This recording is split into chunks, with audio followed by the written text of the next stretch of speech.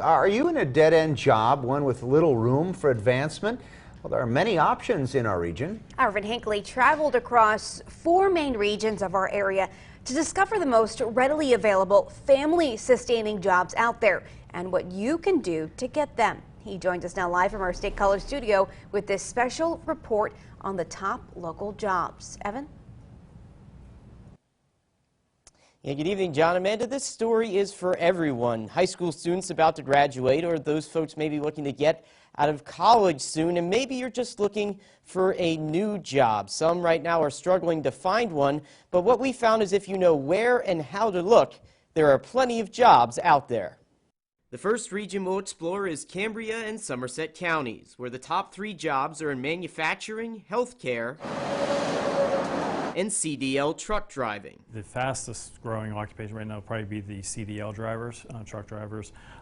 Individuals going into our CDL program usually have jobs before they finish the program. It's a career that somebody can go to school in a fairly short amount of time, get that, their license, and then go ahead and get into a family-sustaining wage very quickly. Jeff Dick from the region's Career Link says they offer on-the-job training for careers like CDL and reimburse 50% of their wages while the company's training them. The area averages almost 400 open jobs a month, with at least 50 to 60 job openings for truck drivers alone, which start at about $30,000 a year entry level, but shift closer to $50,000 a year based on experience. Some may not think driving is the career for them, but you won't always be sent across the nation. What's nice about the CDL, if you want to stay local, then there's that option available. We now shift to Blair, Bedford, and Huntington counties, where the most open jobs are in manufacturing, retail, and healthcare. Driving the healthcare industry here is UPMC. They're one of our largest area employers.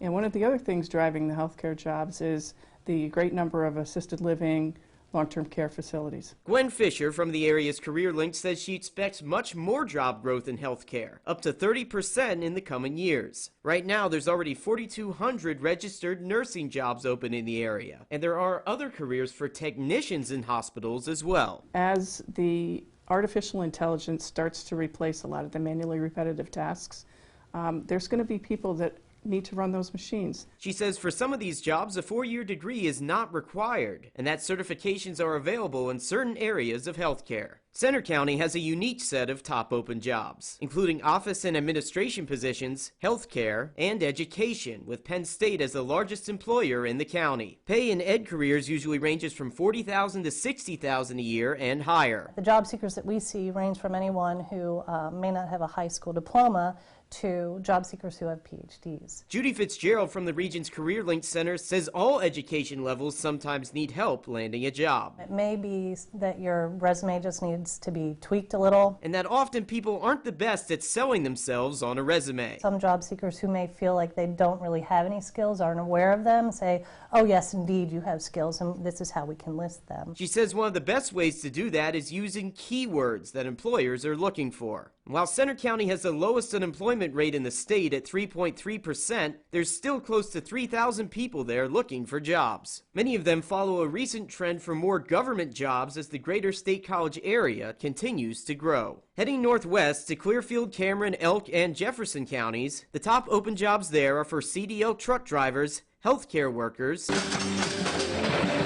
and manufacturers. Entry-level jobs for machinists and operators typically start in the mid-$30,000 a year range, but can quickly increase to $40,000 and $50,000 annually in just a few years. Susan Snellick from Workforce Solutions in North Central PA says one of the best ways to land these types of careers is through on-the-job training, which they offer. She adds that there's one skill where many are lacking. The number one thing that we hear from every employer is the need for their workforce to have soft skills. Part of this is being able to communicate properly. She says it's not specific to any age group and can be hard to teach, as some feel they don't need improvement. The person has to recognize that they need those skills. Teamwork is a good example, I think, of a soft skill that is always needed, especially in manufacturing, because very seldom are you the only person influencing one particular project. She says even simple things like being on time and having a dedicated work ethic go a long way towards not just landing, but keeping a job. In all of our area, we notice one key general trend: a limited workforce. As many baby boomers are retiring, there's not enough employees to take their place.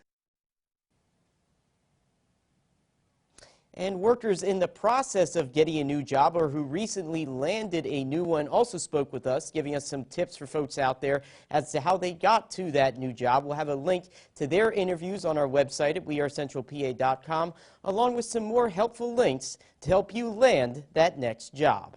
Reporting live here from the State College studio, Evan Hinckley, WTAJ News.